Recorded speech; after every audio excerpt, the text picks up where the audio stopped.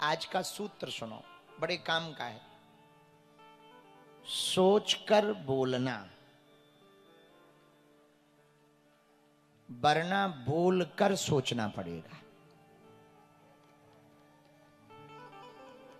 फिर से सुनो, हमेशा सोचकर बोलना, वरना बोलकर फिर सोचना पड़ेगा।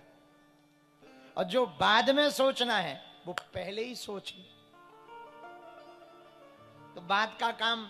और फिर एक अपनी कहावत है, बहुत प्राचीन कहावत है, फिर पछताए का हुई जब चिड़िया चुग गई खेत। अब तुम लोग तो सब जानते हो, ज्ञानी हैं। अरे भाई, बाद में पछताने से बेहतर है सोच कर बोलो।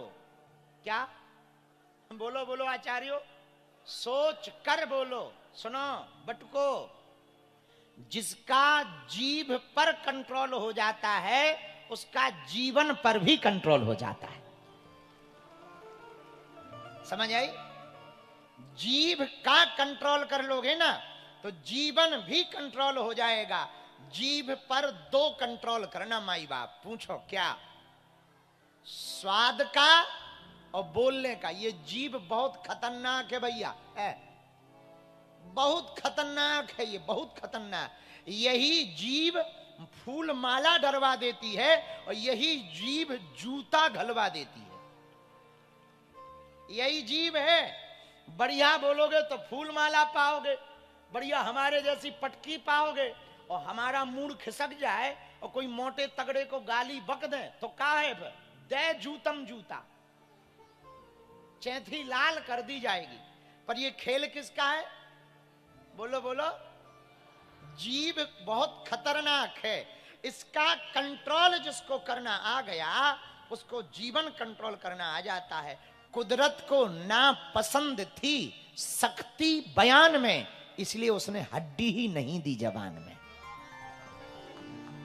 और तुम देखो सब जगह हड्डी है पर जीभ में हड्डी नहीं है।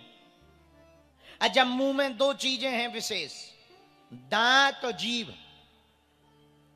जीभ और दांत में दोनों का आकलन किया जाए तो जीभ पहले आती है, दांत जन्म के बाद। लेकिन बाद जरूर आते हैं, मरने के पहले ही निपट जाते हैं। और जीभ जब तक रहोगे तब तक साथ नहीं छोड़ती। जरूरी नहीं है जो मजबूत हो वो बना रहे, मतलब सीधा सा है। अपने वो नहीं है जो फोटो में साथ खड़े हों, अपने वो हैं जो मुसीबत में साथ खड़े होते हैं। समझ गए?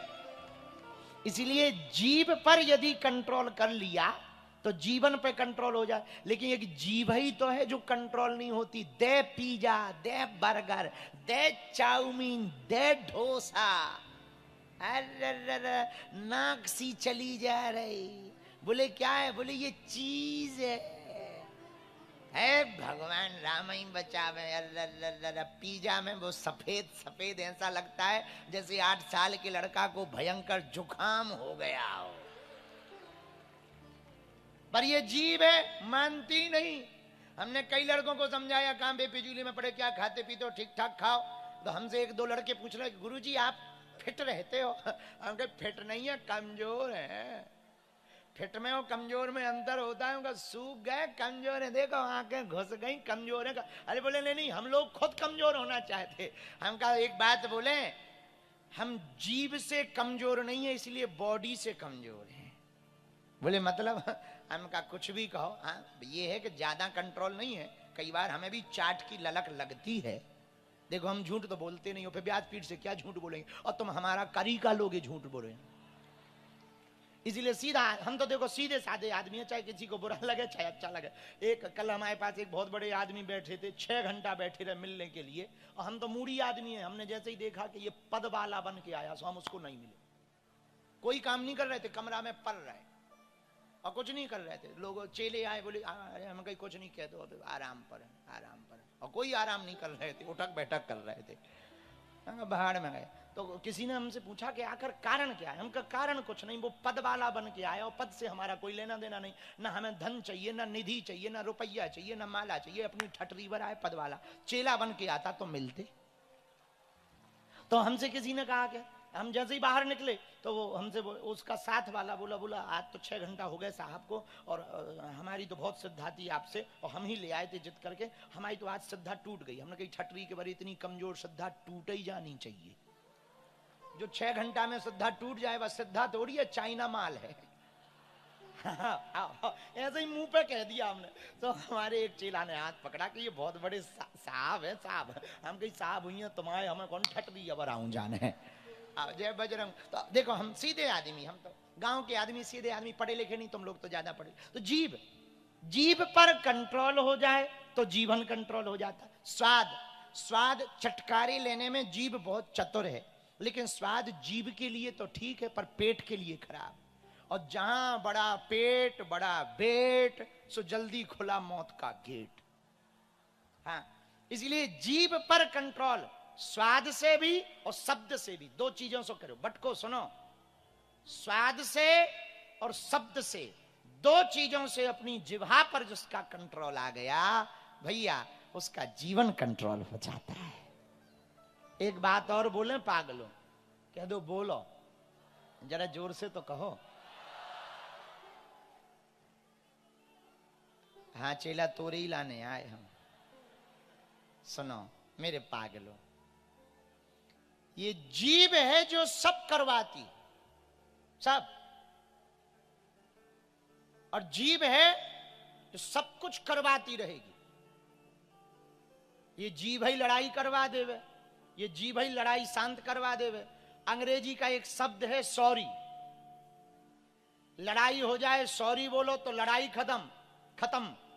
और अस्पताल में डॉक्टर यदि सॉरी बोल दे तो आदमी,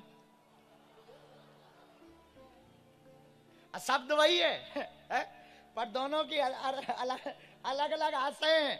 अस्पताल में डॉक्टर बोले सॉरी सो आदमी, और घर पे लड़ाई हो जाए लुगाई से, घरवाली से, और सोते समय कह दो सॉरी सो लड़ाई खत्म। अब है देखो एक खेल जीभ का, ये जीभ बहुत खतरनाक है। एक मिनट में सब ठीक ठाक कर देती है, फिटम फाट कर देती है, सब बराबर कर देती है। और जी भाई, अरे भैया पूछो मत, उसने 2 कहीं तुम 4 सुना दो, फिर देखो तुम महाभारत ठन गई, दे तलाक करो हस्ताक्षर अदालत में। बुरा ना मानना, आजकल वर्तमान समय में सबसे ज्यादा तलाक होने का कारण है सुंदर साथी सब चुनते हैं, समझदार कम चुनते हैं। और साथी कैसा भी हो, पति अथवा पत्नी, समझदार होना चाहिए। एक गरम है तो दूसरे को नरम होना चाहिए। हम लोग, ये प्रकृति का सिद्धांत है, हमारा सिद्धांत नहीं, ये नेचर का सिद्धांत, इसको नेचर कहते हैं अंग्रेजी में, प्रकृति को नेचर कहते हैं। नेचर का सिद्धांत है। हमारे घर में, आपके घर में कोई आता है तो हम लोग क्या कहते हैं, इन्हें चाय पानी करवाओ, कहते, बोलो क्या कहते, चाय पानी कराओ। अब चाय गरम है, पानी ठंडा है। देखो है विरोधाभासी। क्या कहते, लौंग इलायची लाओ, लौंग गरम है, इलायची ठंडी है।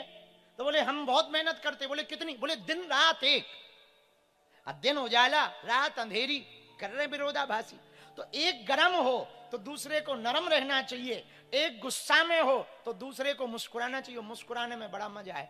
तुम्हारी लुगाई को, घरवाली को भयंकर गुस्सा चढ़ी हो और तुम्हें भी चढ़ जाए गुस्सा, फिर क्या, 2-4 दिन के लिए रसोई बंद, दे चटा चटा। अब लेकिन एक गरम स्वभाव की, दूसरे नरम स्वभाव की, दौड़िया। अब घर चलो, विवाहित पुरुष कितने बैठे, हाथ उठाओ, शादीशुदा। चलो आज गुरु मंत्र ले लो बेटा, हाथ नीचे करो, तुम लोग गुरु मंत्र लो हमसे, बाद में एक्स्ट्रा अलग से दक्षिणा दे देना हमको। घर पे घरवाली से लड़ाई हो जाए तो एक काम करो, चप्पल उठाओ और पहन के निकल जाओ।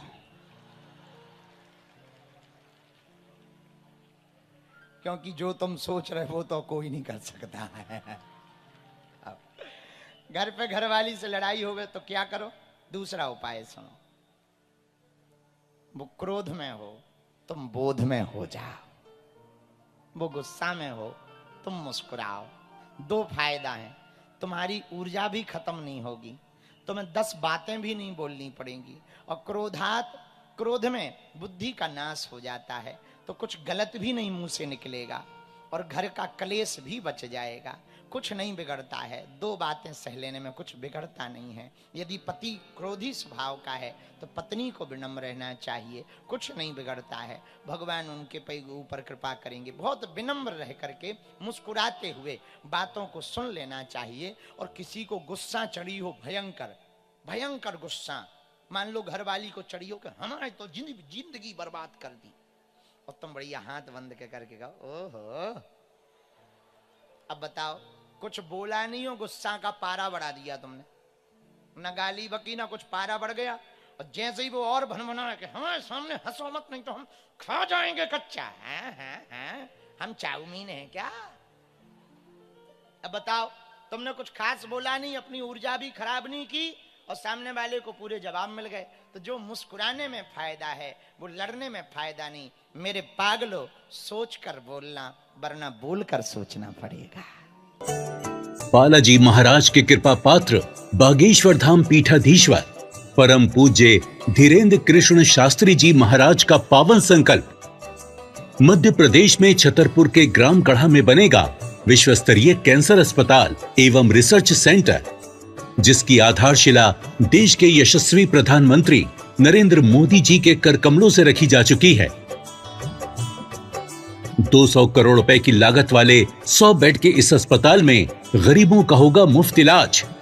ये बहुत बड़ा अवसर है, बहुत बड़ा काम है। संकल्प बड़ा हो, संतों के आशीर्वाद हो, प्रभु की कृपा हो, तो समय सीमा में सब पूर्ण होता है। हमारे प्रियजनों, बागेश्वर धाम पूरे भारत के लोगों, अभी तक अस्पतालों में मंदिर थे, अब मंदिर में अस्पताल होगा। कैंसर हॉस्पिटल निर्माण हेतु सहयोग देकर पुण्य के भागी बने।